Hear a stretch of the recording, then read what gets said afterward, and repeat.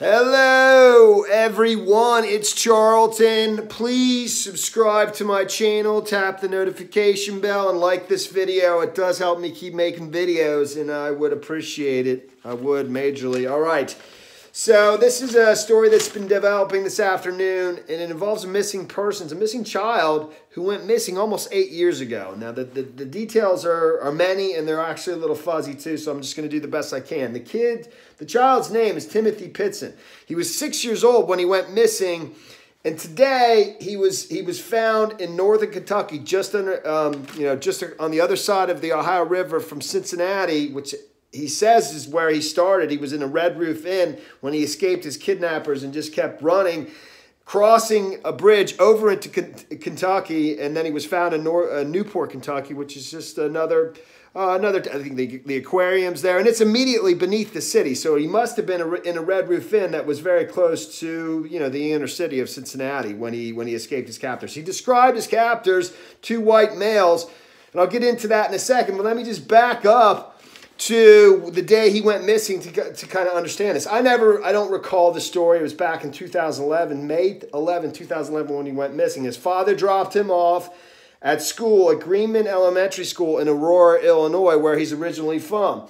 On that same day, his mother showed up at school claiming there was a family emergency and pulling him out of school and basically taking him on a 3-day holiday, taking him to the zoo, several water parks. In fact, one of the last video or photo of him and his mother together is at a Kalari water park resort. I believe it's a water park resort in Wisconsin. She ended up at a hotel in Rockford, Illinois, that's about an hour or so northwest of Aurora, wherever she eventually committed suicide. But she had left a note as well as spoken to the father immediately before committing suicide. I think she was having severe mental problems at the time, obviously. And but she left a note saying, "I've taken him somewhere safe. He will be well cared for, and he says that he loves you. Please know there's nothing you could have said or done that would have changed my mind." I don't know if that note was left in the hotel room or if that was given to a family member. That's not totally clear to me. The husband, James, the father of the boy, actually spoke to her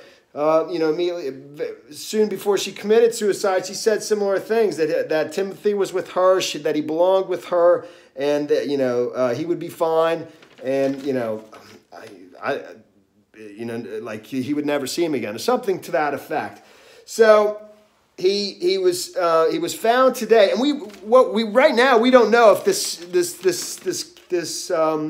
14-year-old who's claiming to be Timmothy Pitzen, we don't know if he's actually the individual. They're obviously going to be checking his identity, probably by DNA and other things, but we just don't know if there's a hoax. He was actually, there's been spottings of him before. One where he was spotted standing outside of a garage sale or something one day where somebody noticed him. I think, several years after the May 11, 2011 date, but it never panned out, and they never located the boy that a neighbor, I think somewhere in Illinois, but I'm not positive of that.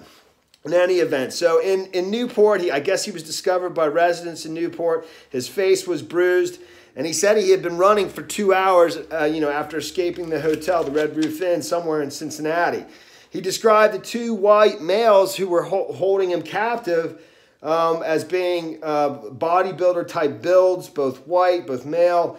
One of them had black curly hair, a Mountain Dew t-shirt, and a spider web tattoo on his neck, and jeans. The other was short in stature, with a snake tattoo on his arm. He described the vehicle that they drove, and he supposedly he had said to the authorities or the residents that discovered him that he had been passed around for several years, or for 7 years. And the vehicle of his captors was a new white Ford SUV with a Wisconsin license plate with yellow transfer paint and a dented bumper. I think by transfer paint, that means it was recently in an accident, I believe.